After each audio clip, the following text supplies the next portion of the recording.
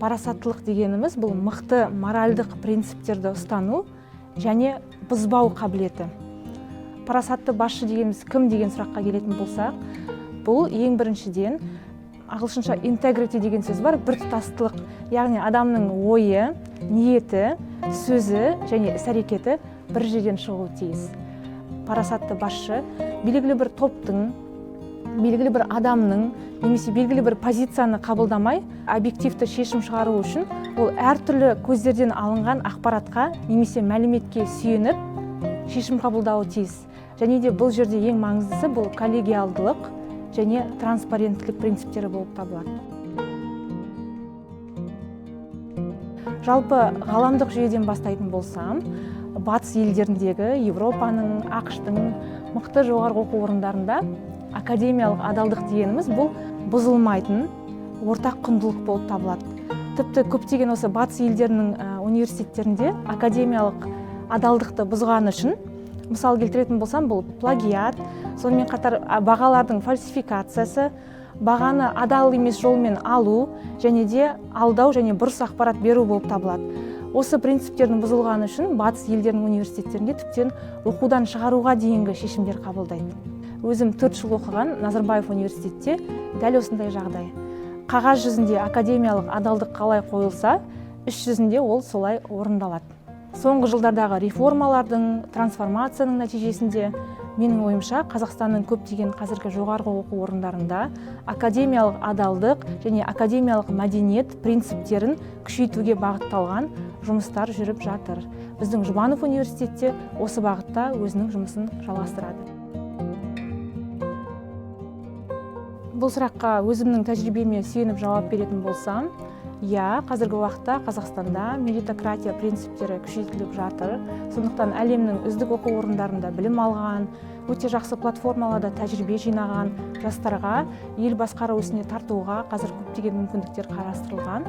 Сондықтан менің жауабым таза өзіңнің біліміңе, еңбегіңе, адал жолмен сүйеніп, жетістіктерге жету мүмкіндіктері бар.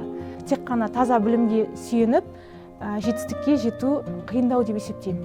Білімнен бөлек soft skills деген бар, бұл коммуникация құру қабілеті, сонымен қатар әлеуметтік интеллект, эмоционалды интеллект, осындай тағы да басқа коммуникациялық қабілеттердің болуы, бұл білімнен басқа міндетті түрде болуы тиісті қасиеттер деп есептеймін. Осы қасиеттердің барлығы бір адамның бойынан табылған жағдайда, әрине біздің елімізде жетістікке жету мүмкіндіктері көп. Бұл жерде қоғам болып жұмылуымыз керек. Бізде білім беру саласында бірнеше ірі стейкхолдерлер бар. Бұл университеттің басшылығы, оқытушылардың құрамы, студенттер, сондай-ақ ата-аналар. Егер осы барлық стейкхолдерлардың құндылықтары бір жерден шықса, барлығымызда жемқорлыққа қарсы болатын болсақ, бұл жерде біз жеңе аламыз деп ойлаймын. Сонымен қатар, осы жемқорлыққа қарсы күресте маңызды факторлардың бірі бұл тағы да айтам меритократия принциптерінің болуы, тең мүмкіндіктер. Егер студенттер сапалы білім алуға, қолжетімділікті және әркімнің құқығы қорғалатынын білсе, түсінсе, менің ойымша жемқорлық жағдайлары азаяды. Сондай-ақ тағы бір маңызды фактор, тек қана қатаң шаралар қабылдау бұл жеткіліксіз, ақпараттандыру арқылы студенттерге, ата-аналарға барлық процестерді ашық түсіндіру арқылы жетістіктерге жете аламыз. Және ең маңызды факторлардың бірі бұл университеттің немесе жоғарғы білім беру жүйесіндегі басшылардың рөлі. Мен осыған сенем, егер топ-менеджмент студенттердің қиындықтарын тыңдауға дайын болатын болса, және де жемқорлықтың кез келген факторларына толеранттылық болмайтын болса, онда біз жемқорлықты белгілі бір деңгейде азайта аламыз және алдағы уақытта жою бағытында жұмыстар жасай аламыз.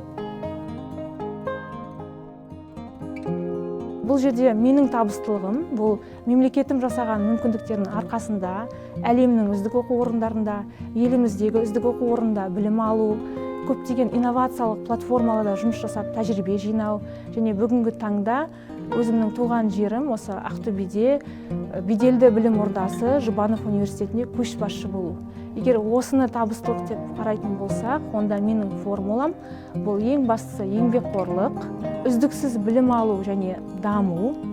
Сонымен қатар өзімнің туған жеріме осыған дейінгі салынған инвестицияларды қайтарамын, еңбек етем деген ниет және де елімді дамытуға деген қызығушылық